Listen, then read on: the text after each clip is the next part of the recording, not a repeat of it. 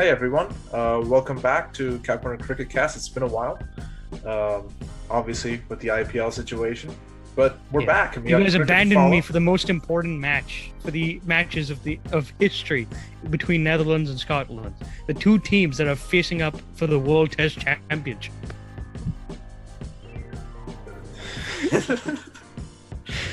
Oh man, it is good to see cricket back though. And we're gonna get a good series, I think. It's gonna be a short one, but it's gonna be a good series. England, New Zealand. New Zealand. It's a bit of a changing of the guard. I think it's fair to say. For Right? both of these teams, honestly, Yeah. in some ways, really. England versus sorry. New Zealand playing. Sorry, I just was reading this, and I think this is just like a testament to like how experienced these two teams are. Jimmy Anderson is about to break 1,000 Test and first-class wickets combined. Yeah. In his career. He's also about to break Alistair Cook's record for most matches played for England. Yeah, that's absolutely correct. And you know, obviously in the case of New Zealand, they have a guy who's retiring after the series, who's been pretty much, I would say, forever. He's 39 now as a wicketkeeper, which is amazing. I mean, I can't imagine a wicketkeeper lasting till like 35. The amount of pounding that your hands and gloves go. But And BJ especially Watling, he's considering, retiring. especially considering that he almost never played wicketkeeper growing up. No, he didn't. He basically learned how to play wicketkeeper at the Test level, and then was the best Test wicketkeeper in the world for like the better part of a decade. Yeah, and it's funny because As he got older, he was in his 30s when he was doing this. It's like, what is BJ Watling? I don't know, man. What I can tell you is the last time these two teams met, which is in New Zealand, he played in Mount Maunganui, is I think how you pronounce Mount that? Maunganui. Maunganui, sorry, Mount Maunganui. He played a near ATG innings and basically nailed England. Scored one of the slowest Pujara-esque double centuries, and basically took a match where England had scored a decent amount. They scored like 300. Oh yeah, I mean that was a proper total for England, and then yeah. And then he basically was like, nah, bro, I'm going to help Santner make 100, my man make 100. We're going to get to 600. And then basically Neil Wagner is going to be like, okay, you're all pulled out like in 2 sessions. And they've lost by an inning. And it was a remarkable Test series, really, for that particular match in particular, right? But yeah, man, a lot in store for both of these teams. As we, going forward, as a lot of us cricket avid watchers know, New Zealand going to be facing off against India in the WTC final. And so for New Zealand, really, it sounds kind of harsh, but what this series, apart from being a really competitive series, is also sort of a prep up and sort of just a really good series to get them ready and acclimatize to English conditions to face up against India in that grand battle. And then for England, it's a completely different story because they're going to be having the Ashes, where they're going to be touring down in Australia. And even though conditions are different, they do want to be able to finalize an attack that they can send to the Aussie It's not shores. just that, I think, Pratham. I think it's also New Zealand. If you have to look at like which countries have the most similar bowling attacks, I think the only country in terms of being comparable in terms of how they bowl, not to the same standard of that Australian foursome, and that's not to take anything away from the foursome that New Zealand is going to bowl. They're just not as fast. That's basically the major difference. Yeah. Right?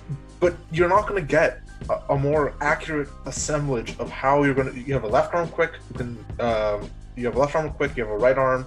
You have a tall right armor. You have a big, fast right armor, and then you have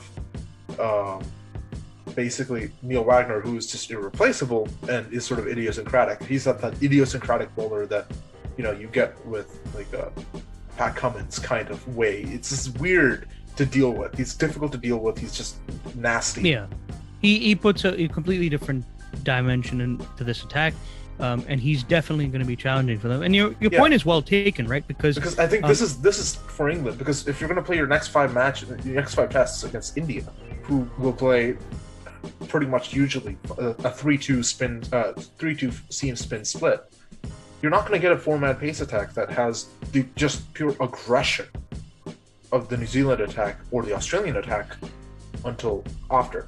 And that's not taking away from the Indian seamers. They're just not the same kind of seamers as well, I mean, they don't bowl that sort of I'd say hard back of a length sort of thing. And even though New Zealand will try to bowl a fuller length to exploit the swing on offer here, guys like Jamieson, for instance, right, that really tall lad who gets a lot of bounce and can be awkward and move it both ways, that's probably the best, honestly, like prep that they can, like the English can face and be prepared for Pat Cummins. Like a Pat Cummins, right?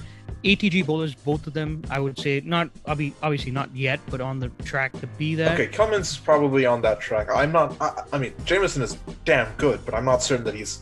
I mean, you need more than a single year in Test cricket to prove that. This is true. I'm just saying, based off like the current form, right? They're in the top like 10. Across easily. All kinds of bowling. Yeah, easily. And it is actually a really interesting summer in that sense, right? Because both of these teams, as you mentioned, there's a changing of sorts of with an old guard, even though I would argue that change is like they're at the last step of transition before a major shift or overhaul is going to happen, right? That's why you have guys like Jimmy and Watling still, in the squad and are likely to be starters for at least a lot of the matches. But then you see the likes of the youngsters come in, Ollie Robinson being inducted in the English by the way, squad. there was a fantastic article in ESPN Cricket Info about Ollie Robinson. Yeah, the way he sets bowler. up batsmen is fantastic. I read that article that you're talking about.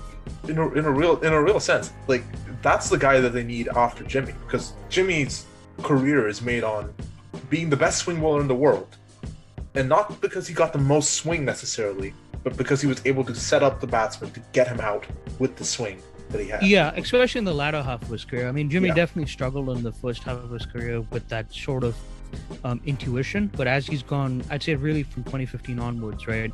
Yeah, he's one of those freaks who gets better as they get older. Yeah, definitely has, and also it helps that his action wasn't tinkered by the English bowling staff, which has a great job with that and track record of doing that. Stephen Finn, Steve Harmison. But no, I think to the broader point, right? We've got a lot to look in store for, because both of these squads, right? Like as we mentioned, Ollie Robinson is there. A guy who's going to be probably groomed to be a replacement of sorts for Jimmy. Swings it both ways around that same pace. I think he averaged 81 close to 81, 82 miles an hour in the championships. Not very quick, but very tall. Taller gets good swing, good bounce, good seam both presentation. Ways, right? Yeah. And it's a classic English seamer. And funny enough, he even reminds me of Jimmy in the sense that, like, he gets about the same bounce as Jimmy, even though he's a taller guy, because his action is not ideal for generating as much bounce on the surface as, say, another member who's in their squad, Ollie Stone, would, right? By the way, yeah, I was just thinking about this, right? I think that realistically, for England going forward, you need the two Ollies, and you need Mark Wood. Yes, I think just because Mark Wood is just express pace, he's going to come in and just knock over a few wickets because he is Mark Wood and he is unstoppable. I remember that match in Dominica where he was playing. They brought him up for the third test, and then Mark Wood, being the effervescent character, just got them out, like the West Indian batsman out for like in a burst, took 5 wickets in a row, just rapidly, and then he started like playing the giddy horse thing and jumping and celebrating. It was amazing. But how can you not like a man who calls his bat the blade of justice? Amazing. Just like. It's just amazing. But I mean, a lot to look forward to. Obviously, the venues are going to matter a lot too in the series. Fans are back. Yep. Edgbaston. The Brummie supporter in me is going to be very enthused by it. I'm not going to do the Bob Willis impression because the great man I don't want to sully his reputation by having a mimicking him, but Edgbaston always a great ground. A lot of the pitch, both at Lords and Edgbaston, is going to be very SEMA friendly, very likely, especially earlier on in the summer where these matches are occurring in the May-June season. They're always good surfaces. They provide they provide good bounce. They often do provide some turn at the back end of the match, and just have enough of a more reasonable bounce than some of the other surfaces, as a matter of fact, in the area. And then they bring their own challenges too, right? Because Lords Edgbaston look up and Lords follow the slope. Yeah, and that slope is going to be really crucial to somebody like Jamieson, who has that inducker, right? Because there are going to be deliveries that they're going to have to watch out for. His natural action is to do the outswing, but occasionally he throws that inducker, and there will be that natural variation ball if anything to go by with that kind of mold of a bowler. Yeah. Jamieson sort of in the mold of a McGrath, right? And McGrath was famous. He's just a big guy. He's just a big guy. He should get bounced. He should have success at Lords. Yeah, and because of that slope, they're going to be ones that straight deliveries that he's going to bowl that are just going to nip back and are probably going to castle some of the bowlers. So he's definitely a player I would say to watch out for. Another player that I would watch out for in this series, we've talked about Stone and Robinson, and I am a big fan of Stone. I think he should be in the playing XI. We'll talk about that in a bit. But for the first match of Lords, I think another guy who is going to be out to impress, James Bracey. New cap called up. Going to be doing keeper duties, partially because Ben Fowkes is one of the most unluckiest cricketers. How do you get a hamstring? He's out for the series, and it's like he slipped out his you socks, have bro. earned your spot in the squad because you were just phenomenal in India. You were taking wickets that no one else was taking. You were taking wickets that Indian keepers weren't taking. Yeah, he was brilliant in Chennai. 3 stumpings, bro. He's the best glovesman I've seen in a long time that England have produced. I would say in the last 20 years, honestly. But he did what English cricketers seem to be doing. If Jofra's escapade was with his fish. Yeah, it was to prove by, which is finding a crazy way of basically getting into an accident and injuring yourself and not being able to play a test match. He's going to be a guy to look out for. Good championship form leading up to this. And he's going to get a run, obviously, because he's not, Butler's returning from the IPL as well. On the New Zealand squad, I would say, apart from Jamieson, which I think he'll do well in this series, they don't have Bolt with them, right? So I'd actually put a key main man on the bowling department as Tim Southey. Tim Southey Tim Southey had, for all the accolades that Trent Bolt rightfully gets, Tim Southey is still the leader of that bowling attack. Let's be 100% real. He's the guy who sets the plans. He's the guy who goes and says, okay, I want you to bowl this way, I want you to bowl that way. Yeah, he is. He's got a very calm, collected head on his shoulders. He's leader of the pack.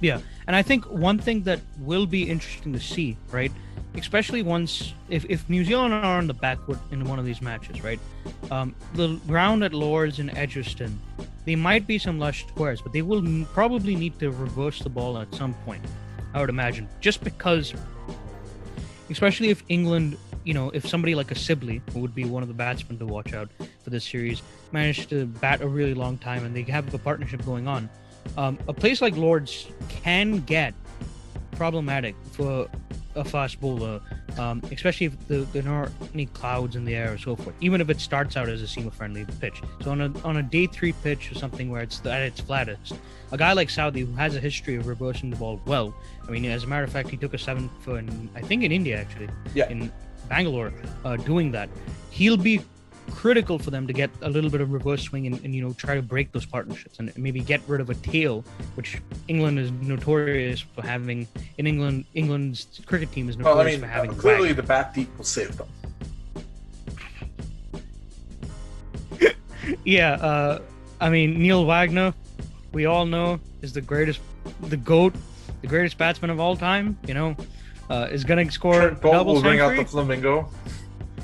Yeah, well, he's not playing in the first Test match. That's going to have to be in the second at Edgbaston. But but I think the interesting thing. I think the interesting thing here is what teams, because these teams are not going to have their full lineups because of COVID returns and quarantines. from India. Yeah. So let's talk about lineups. Let's talk about who do we want opening for each team, and then go on from there. Yeah, like an XI, right? Basically, like a playing XI for the first test. For each team. Yeah.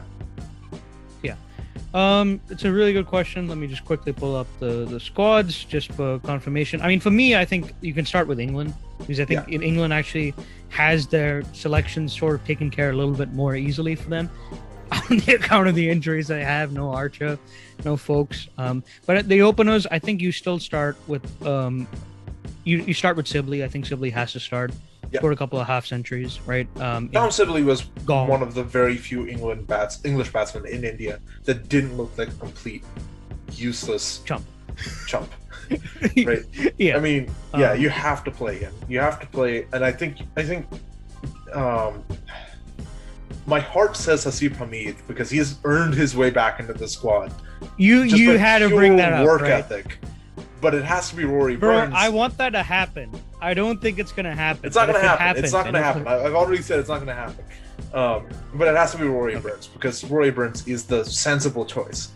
And, he had a rough series in Asia, but that's mostly to do with the fact that it was his first tour to Asia. And we have seen batsmen, for the most part, most English batsmen, when they go to Asia, they struggle a little bit. Let's sort of be fair, right? It's as you will say for Indian batsmen, they make their first tour to England or to South Africa or to Australia, they're going to struggle. That's just the facts. So I think he comes in. Roy Burns opens. I agree with you. With Sibley, not Sibley. Wait, no, Sibley. Sorry, I got the Doms. Yeah, Sibley. Yeah, I got them mixed up. I think number 3 it has to be Zach Crawley. Crawley, another unless you would have had Joe Root at number 3, which, I mean, while absolutely 100% hilarious. We saw that happen. We know the results about that. I think Crawley also was one of the few players on that really dicey pitch in Ahmedabad. He looked comfortable. I mean, in the first innings, he raced a 50, good strike rotation. He was just left behind by the rest of his team, deciding to be daft.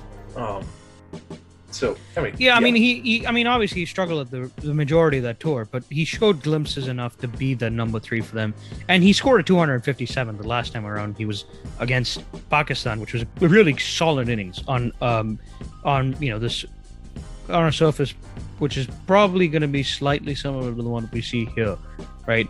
Yeah. I will also mention Burns. I think the other thing that will get Burns in the side. That Ashes 2019 performance where he scored 200s, average close to 40. They really need to lock down that second opener slot, which has been their problem for the last decade.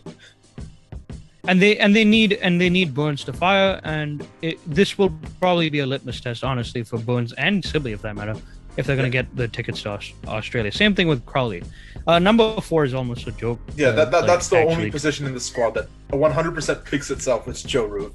Now we have the sort of the late, gotta be in there. the middle order, 5, 6, and 7. So the wicket keeper and 5, which is probably, of course, Ben Stokes. But is Ben Stokes available? Yeah. Again, another name that I don't think he is actually. For the first test match, I don't think he'll be available. To be honest with you, you're probably going to see somebody Ben maybe Stokes like the Lawrence is out with the injury, so he's out. So no Ben Stokes. So I guess that means Dan Lawrence and who else in the squad that's actually Ollie Pope, yeah. It'll be Dan Lawrence, Ollie Pope, and then whoever they pick a keeper, which is going to be sort of one of those last minute Bracey. Oh shit, we don't have room for this guy because injuries and. Well, I mean, I disagree with you just because they don't have a keeper, so it's gonna be Bracey, right? They have to pick Bracey because unless you want Ollie Pope to keep wickets, and as much as I love Ollie, I think he's gonna be the Ian Bell. He's just a bad wicketkeeper. Yeah, he's just an inexperienced wicketkeeper. You don't want to sacrifice a wicketkeeper in English conditions. That's good. Yeah. But yeah, So then I think we have to go and move on and talk about the bowling attack. Yeah. So this is where the fun begins for England. Yeah. I mean, the names that I can think of that are going to obviously be non-starter is probably going to be Leach. They're going to play one spinner, and Leach is the only one that's established himself as a frontline but the spinner thing on this is side. but that's the thing, right? Like, you and I both agree Jack Leach is the best spinner England has. Yeah. England thinks that Dom Bess is the better spinner. Not. I mean, like, on the evidence of what happened in India, I don't think so. No, I mean, like, the worst thing to do is pick him in this series, have him do really well, right? And I don't mean this just for England or just because I'm speaking as a selfish Indian fan, thinking that, oh, well, if he plays really well here, we'll just smash him around. That is exactly what you're thinking. I mean, okay, that is exactly what you're thinking. What I'm saying is, for England, the worst thing to do is have him do this in England domestically, right? Yeah. And then go to Australia on those wickets that even the best spinner in the world, right? Yeah, I mean, his confidence is going to be shattered. He's right? gonna have his confidence shattered. Yeah. Jack Leach is a workman spinner. He keeps the runs tight. He doesn't bowl bad balls. He takes wickets against right-handed batsmen. Yeah. It makes a lot of sense to play Jack Leach. He has a lot of stamina to bowl long overs, right? Which is something that Stewart will need. I think he gets in. The only situation I don't see him playing in is if they pick four seamers. But I think Lords can give you enough turn. And you need a spinner in English conditions. That's my view. Unless it's like a flat. I do disagree with that view, and we've discussed this in detail in the past. But I think on the Lord surface, if it's anything like the last time they played, these two sides played in 2015, where Ben Stokes scored that really fast 100 and they managed to win, in a canter and a really exciting match where things were even till that Stokes brilliant century. I do think you're going to need a spinner just because you are going to have periods where it's going to get flat. Yeah, you're going to have you need to control the run rate and stuff. Yeah. I think the other guy that picks himself in the bowling attack is Jimmy. Yeah, I mean, I think they might want to rotate out Jimmy and Broad. Yeah, so Jimmy actually had a very interesting thing in his interview, where he was like saying that basically how they're going to look. He's managed to convince the England team that the way that they should look at it is by looking at workload. So if you bowled like 20 overs in a test, right? You bowled 10 overs in the first inning, 10 overs in the second innings, then the match is over, right? There's no point resting him for the next match because he can handle that much workload. But if he's bowled 50 overs or something like that, right? Upwards of 40, 50 overs, right? Then it makes a lot of sense to rest him. And he's like, I get that. If it's just depends on the workload, it just depends on how it goes. I think part of it is part of the reason I'm saying that they're going to pick Jimmy on this wicket is sort of for sentimental value, because because if he gets those 10 wickets, if he gets 8 wickets, he gets to 1,000 at Lords. He gets to have his name up on a board, and it's a nice thing to do for a guy who's been carrying that bowling attack for like a decade. It's Stuart Broad. Yeah, I agree with you. I mean, I think I was going to be one of Broad and Anderson, but you convinced me. Probably Anderson's going to get the pick. I think you have to play Mark Wood because he provides that pace option with that sort of slingy-ish, action. And I mean, he's their only genuine express pace basketball. Yeah, the only other one who's like really quick is Ollie Stone, and while I think that I would play him, I think they're not going to do that. I think they're going to go with Ollie Robinson or Craig Overton. It's a shootout between those two, because Craig has had experience playing international cricket. I think because this is England, they're going to go for Craig Overton so that they have the bat deep going on. Also, he's the senior bowler technically. I mean, I think it would be a silly decision, honestly. Not that Craig Overton's a bad bowler per se. I just feel like Ollie Robinson, he's been the premier bowler in the county championship. Hear me out. I think what they'll do is at Edgbaston, he'll come in for Jimmy. If Jimmy has to bowl a lot of overs in this match, right? That makes sense because it's also going to help him because there's swing. There's probably going to be more swing on offer. It's Edgbaston, right? So you can reason that out. So I think that's what's going to happen there. Fair enough. I mean, which batting positions would you? Yeah, I was going to say, which batting positions do you think the bowlers are going to be picked in. Well, I think Leach is going to go number 11, even though obviously he should be batting at number 1 because he has an 87. No. What does he have, like a 90 or something batting at the top? Yeah, he had a 90 against Ireland. I mean, it is against Ireland, but I still count that. Yeah. But yeah, I'd agree. But so he goes at number 11, Jimmy goes at number 10, then down the order. And Overton obviously comes in at number 8, and then number 9 would be the Blade of Justice. Yeah. Well. All right. Yeah. So let's, and then Jimmy at 10. So I think now we have to go and talk about New Zealand. New Zealand. Yeah. New Zealand come next. And I think for New Zealand squad, right? They've got it. I think they've made it pretty clear that they want to have Devon Conway in the squad, and I think he's. But I have an interesting thing about what I think they're going to do with Devon Conway. Okay. So I don't think they're going to pick him to open. They have two established openers in the squad. I think that either they pick him to open, right, or hear me out. They let Blundell keep batting at the top of the order. They have Conway back down. And then they switch for the next match, just so that they get used to the conditions a little bit, and they can start feeling out how they want to play. Because I guess my issue with their long-term plan is that that Conway takes over opening, but Blundell goes to keep wicket. That's how I think they might handle this. They might. I mean, my only issue is for sentimental reasons. You were talking about Jimmy, right? For sentimental reasons, if they're gonna pick Watling and he's gonna be the keeper, I don't see Blundell opening in these conditions, especially because London's basically New Zealand's answer to Virendra Sehwag, just like David Warner was Australia's answer to the previous generation of Matthew Hayden. In their case, we know Sehwag's. Yeah, no, I get it. Go ahead. So I actually would disagree with you on that. I think that you are going to have an opening pair of Latham, and then you're going to have obviously your Devon Conway, and then I think at number 3, well, do we even? No, I mean number 3 picks itself. Number 3 and number 4 for New Zealand for the last 10 years has picked themselves. It's Kane Williamson and then Ross Taylor. That's it. That's the list. Yeah, well, I think Roscoe's going to come in at 4. He might come in at 5, but yeah, Roscoe's going to come in at 4. Yeah.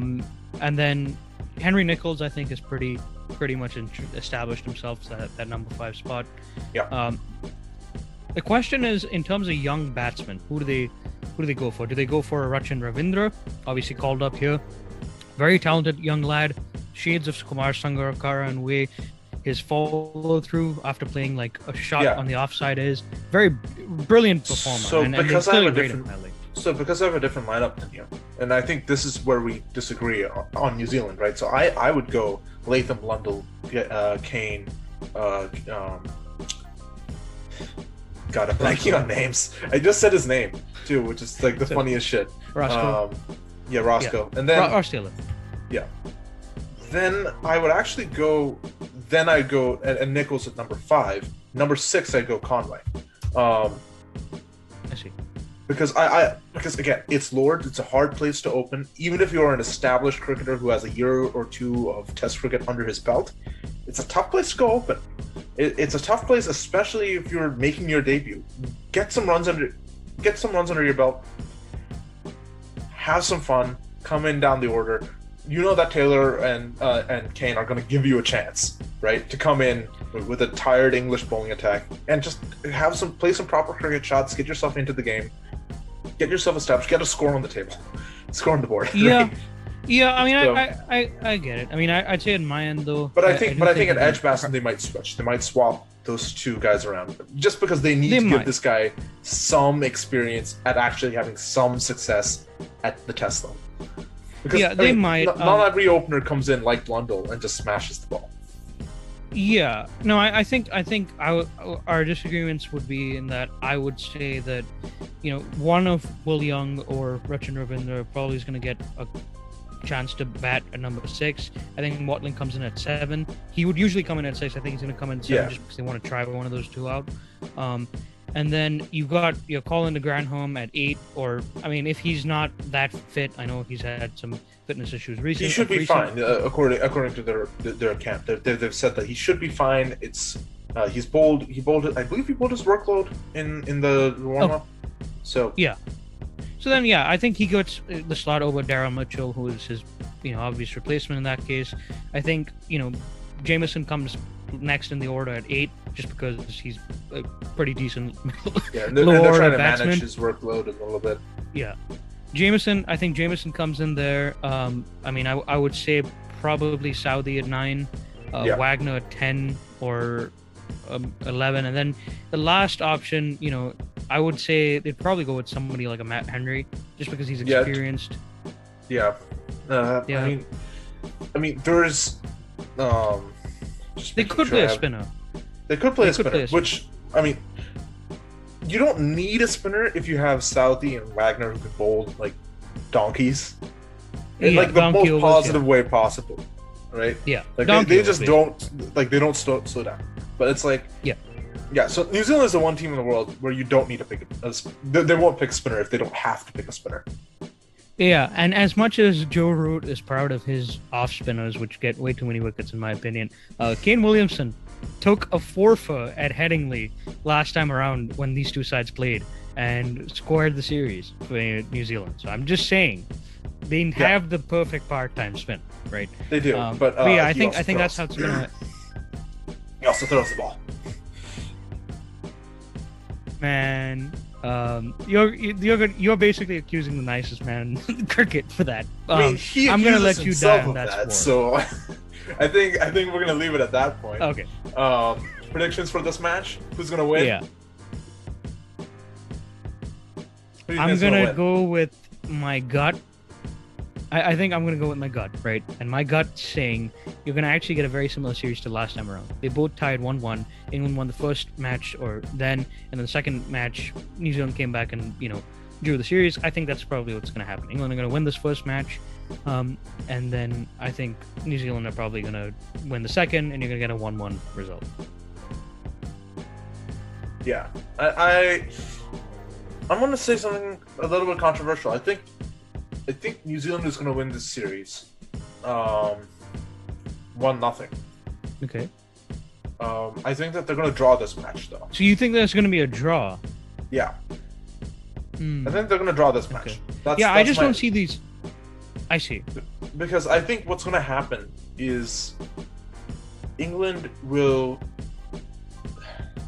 So if England wins the toss, right, they'll probably bat very slowly just because of how their lineup is. And while that's not necessarily a bad thing, especially on these wickets, it just means that we also know that New Zealand likes to bat slowly when they need to, right?